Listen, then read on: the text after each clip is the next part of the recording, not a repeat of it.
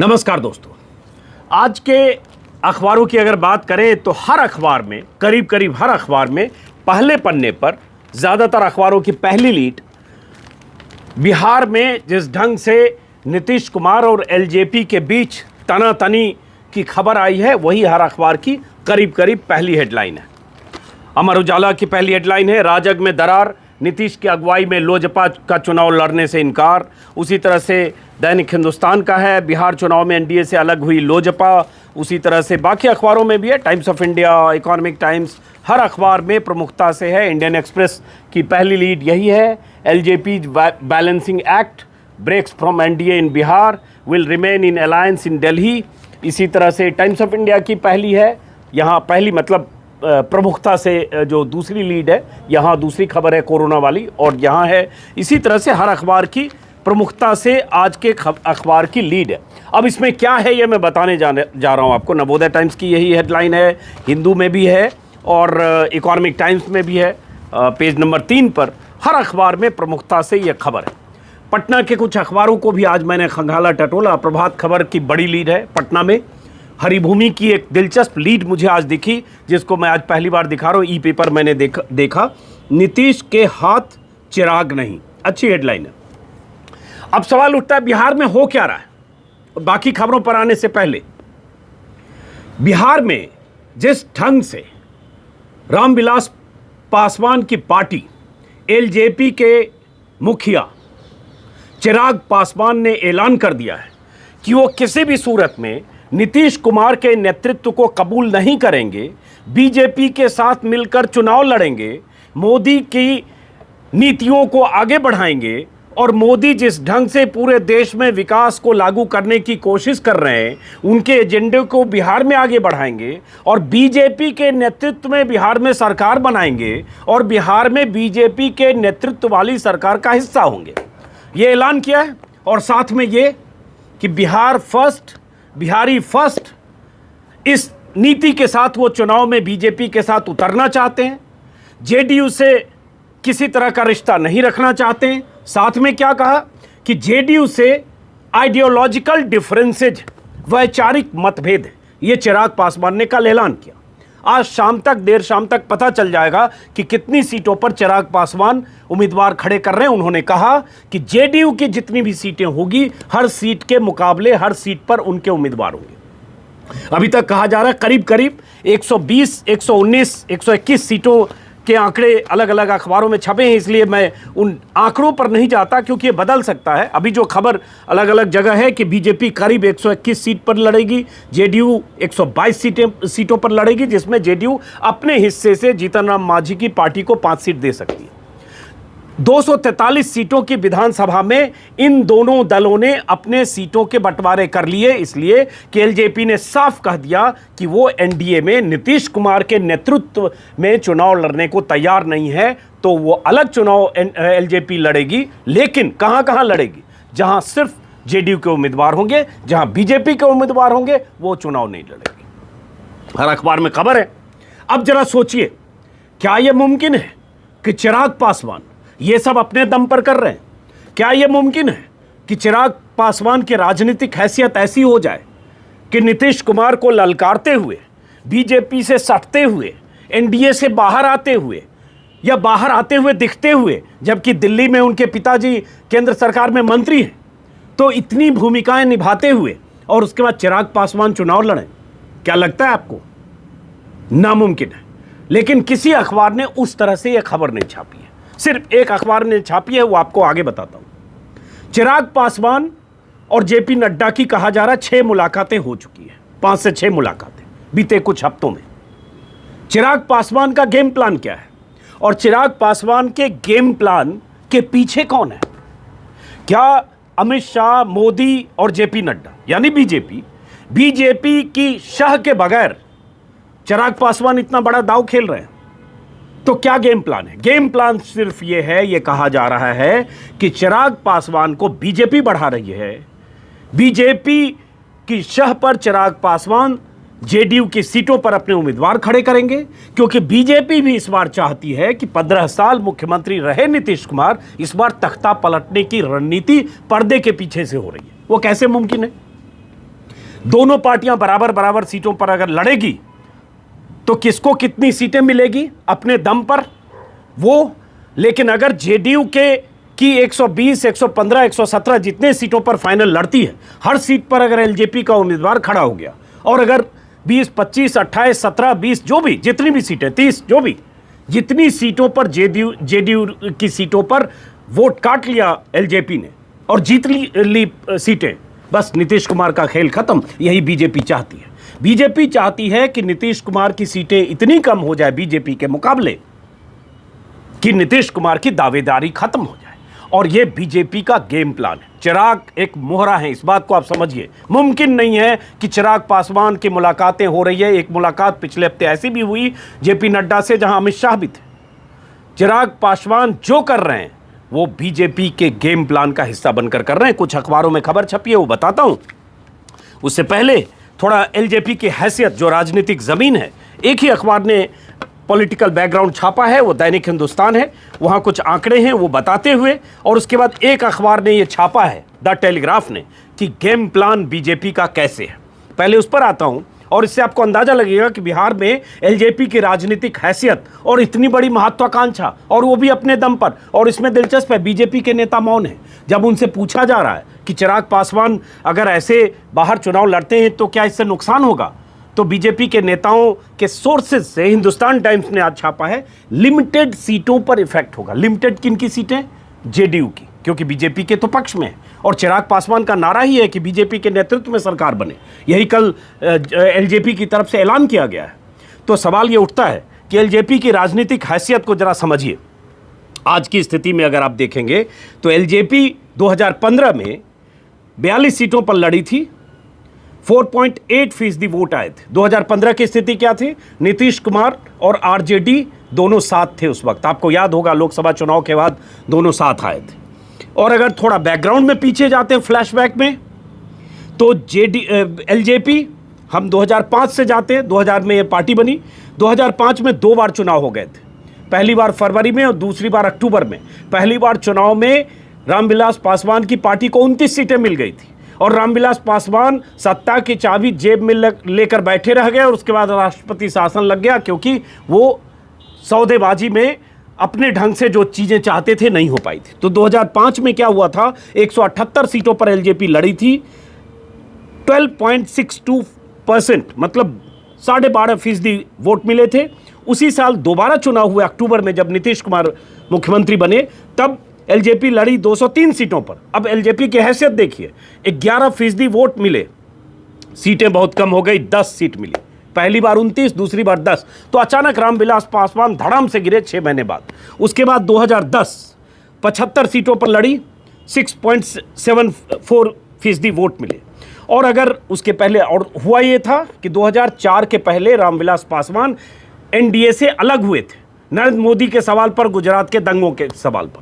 लेकिन उसके बाद फिर आप लगातार देखेंगे कि कभी इसके साथ, कभी उसके साथ, कभी कांग्रेस के साथ, कभी इसके साथ, एलजेपी अपना गेम चेंज करती रही है। इसलिए बहुत सारे लोग, राजनीतिक विश्लेषक, मौसम वैज्ञानिक या मौसम विज्ञानी भी कहते हैं। खैर, तो इस बार के गेम पे अभी बात यही है कि चिराग पासवान जो करना चाहते हैं और जो कर रहे हैं, और जिस तरह से सिर्फ नीतीश को पर हमलावर है, और लगातार, ये एक दिन में नहीं है, ये बीते कई महीने से, उसका मकसद क्या है? मकसद है नीतीश कुमार को सत्ता से बेदखल करना। और ये मकसद किसका है? ये मकसद बीजेपी का है। आज द टेलीग्राफ ने खबर छापी है, हेडलाइन आप देख रहे हैं, मैंने यहाँ टेक्स्ट लगा दिया। ये शंकरसन ठाकुर की रिपोर्ट है। इस रिपोर्ट में साफ साफ जो शंकरसन ने यही लिखा है, जो मैंने शुरू में आपको बताया, कि चौथी बार मुख्यमंत्री बनने का जो सपना है नीतीश कुमार का, या उनकी जो महत्वाकांक्षा है, उनकी उस महत्वाकांक्षा की राह में रोड़े अटकाने के लिए बीजेपी खड़ी है। मुख्य विपक्ष के तौर पर या विपक्ष के तौर पर बीजेपी ही उन्हें रोकना चाहती है। यही शंकरसन ने लिखा है। और शंकरसन ने लिखा है कि रविवार को जिस तरह से एलजेपी ने नीतीश के नेतृत्व पर सवाल खड़े किए और बीजेपी के साथ मजबूती से बने रहने का ऐलान किया, उससे साफ लगता है कि ये क्या गेम प्लान है। चिराग एक मोहरा है, प्लान बीजेपी का है। चिराग कि पिछले हफ्ते नड्डा से शाह की मौजूदगी में मुलाकात हुई और विस्तार से संकर्षण ठाकुर ने द टेलीग्राफ में छापा है। यही होता है, क्या छपना और क्या छिपना। अखबारों को दरअसल पर्दे के पीछे की कुछ बातें छापनी चाहिए, जिससे पता चले कि ये गेम प्लान क्या है, ये हो क्या रहा है। चिराग की कितनी मुलाकातें बीजेपी से, कितनी मुलाकातें नड्डा से, कितनी मुलाकातें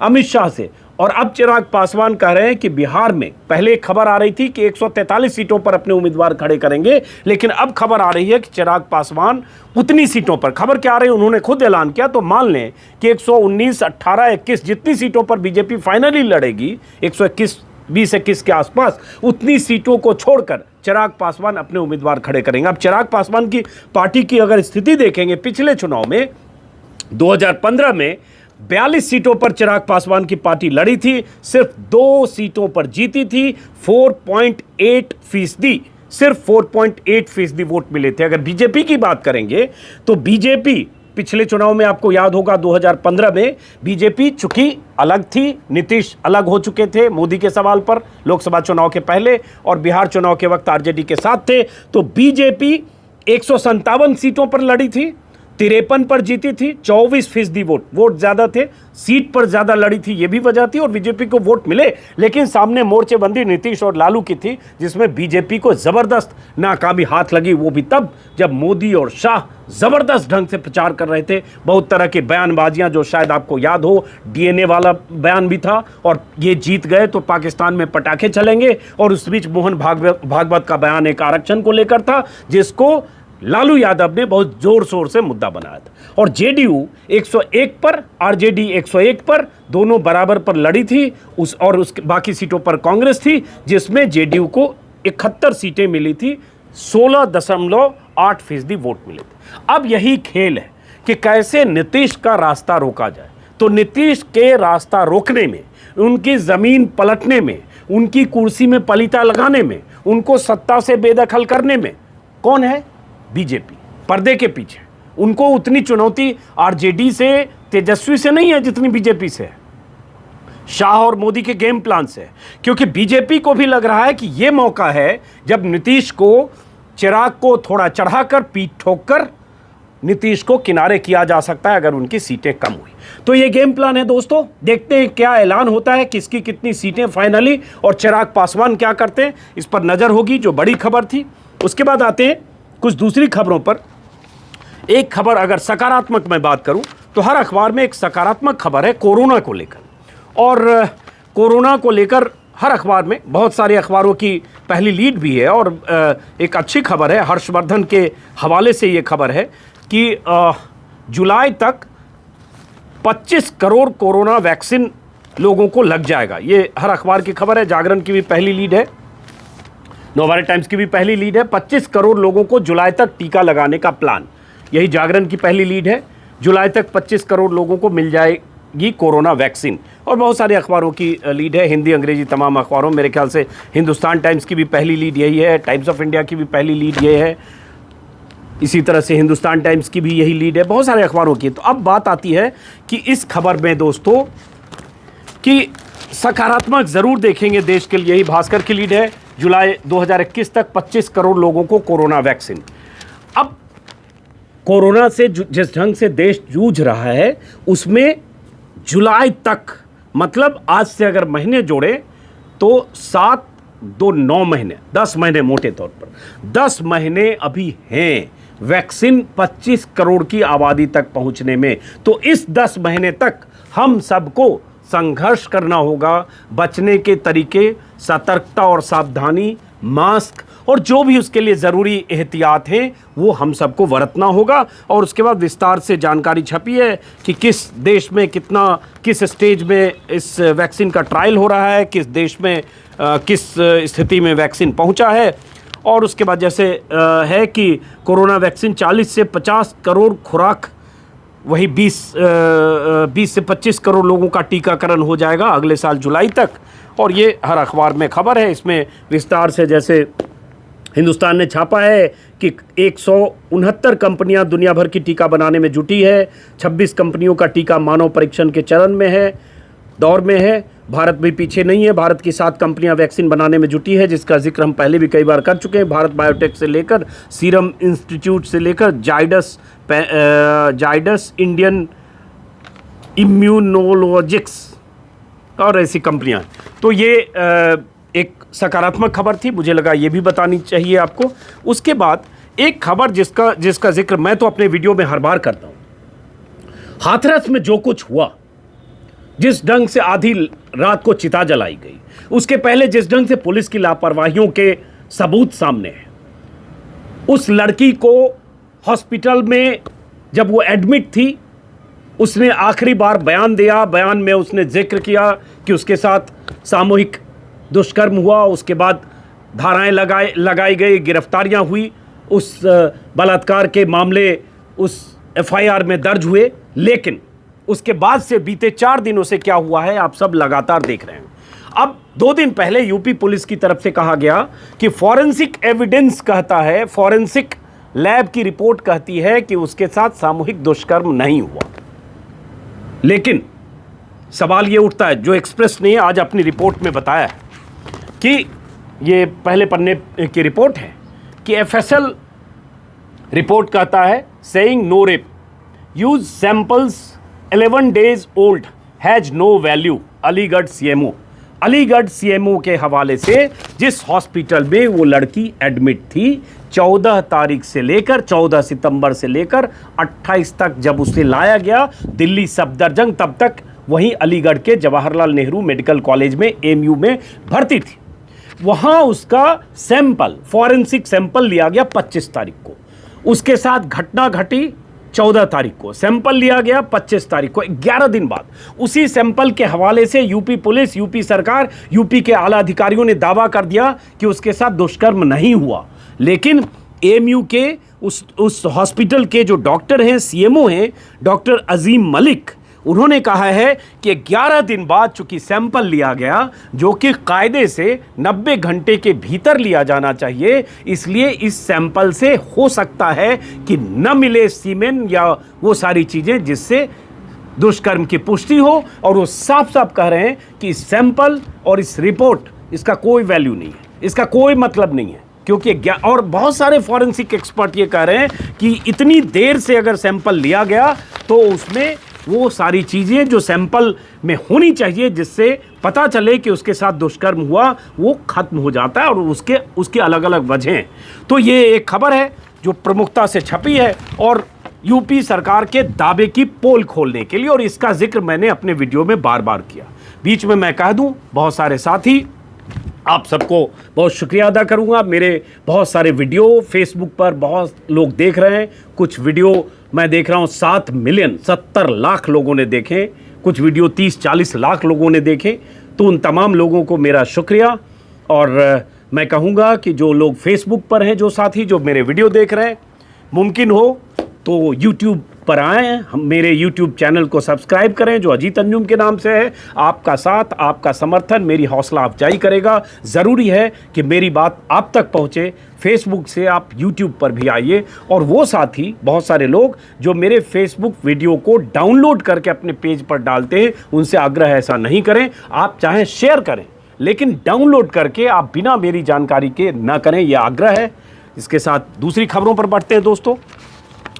एक खबर और है जो आज के अखबारों में है कि जिस ढंग से हाथरस में जमावड़ा लग रहा है नेताओं का, मैं इसके दोनों पक्ष पर बात करना चाहूँगा।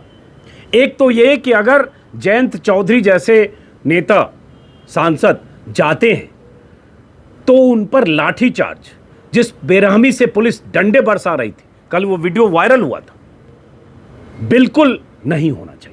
और कैसे इस तरह से पुलिस नेताओं को या सांसदों को के साथ इस तरह का बर्ताव कर सकती है। और ये पुलिस अगर बर्ताव कर रही है बिना ऊपरी निर्देश के नहीं कर रही। यही बार बार सवाल उठाता हूँ। उस रात, आधी रात, अगर पुलिस ने उसकी चिता जला दी, और वो भी घर वालों की मर्जी के बगैर, और बाद में सरकार ने कहा कि घर वाले शामिल थे, वो सारी बातें झूठ साबित हो चुकी हैं। तो पुलिस ऐसी हरकतें क्यों करती है? और दूसरी बात, अब सीबीआई जांच के आदेश सरकार ने दिए। परिवार चाहता है न्यायिक जांच हो, यहाँ भी परिवार से बात करके कोई रास्ता निकालना चाहिए। और मुझे लगता है कि अब सारी चीज़ें सामने आ रही है, जांच का फैसला दिया जा चुका है, तो थोड़ी भीड़ कम होनी चाहिए और मजमेबाजी कम होनी चाहिए। जो बहुत सारे नेता बहुत भीड़ के साथ जा रहे हैं, ये भी सवाल है। लेकिन उसके साथ सवाल ये है कि ये सब योगी सरकार ने शुरू के 4 दिन में जो किया, 3 दिन में वो नहीं किया होता, ऐसी नज़रबंदी नहीं की होती, ऐसी घेरेबंदी नहीं की होती, ऐसे सैकड़ों पुलिस वालों को उस गाँव में तैनात नहीं किया होता, ऐसे मीडिया पर पाबंदी नहीं लगाई होती, तो ये स्थिति नहीं आती। तो ये सब कुछ किया धरा योगी सरकार का है कि योगी सरकार ने ऐसी स्थिति पैदा की कि लोगों को लगा कि इसमें शक है, इसमें आशंका है, इसमें कुछ चीज़ें छिपाई जा रही है, इसमें सरकार कुछ इस तरह से कर रही है, जिस ढंग से चिता जला दिया गया, जिस ढंग से सरकार के अधिकारियों की तरफ से बयान आ रहे हैं, इसका मतलब सरकार की मंशा संदिग्ध है, इसलिए लोगों का जमावड़ा ज़्यादा जुटा। तो हाथरस से एक और खबर थी कि किस तरह से ऊंची जाति के लोगों की वहाँ पंचायत हुई है, ठाकुरों की, क्योंकि वो जो 4 लड़के थे, जो आरोपी 4 लड़के हैं, वो चारों ऊंची जाति के हैं। ऊंची जाति के लोगों की पंचायत धारा 144 को तोड़ते हुए पुलिस की मौजूदगी में पंचायत हुई, ललकारा गया, सरकार को ललकारा गया, पीड़ित परिवार को धमकी, चेतावनी जैसे वीडियो कॉल वायरल हुए। और उसके बाद ये सब पुलिस, सरकार और सिस्टम की नज़र में आने के बाद होता रहा। और इससे आप अंदाजा लगा सकते हैं कि किस तरह से जातिगत आधार पर अब आरोपी के पक्ष में बहुत बड़ा तबका खड़ा हो गया है। तो यही सब खबरें हैं दोस्तों, आज का ये वीडियो यहीं पर ख़त्म करते हैं। कुछ और चीज़ें अगर होगी तो फिर बात होगी, किसी और वीडियो में मुलाकात होगी। नमस्कार।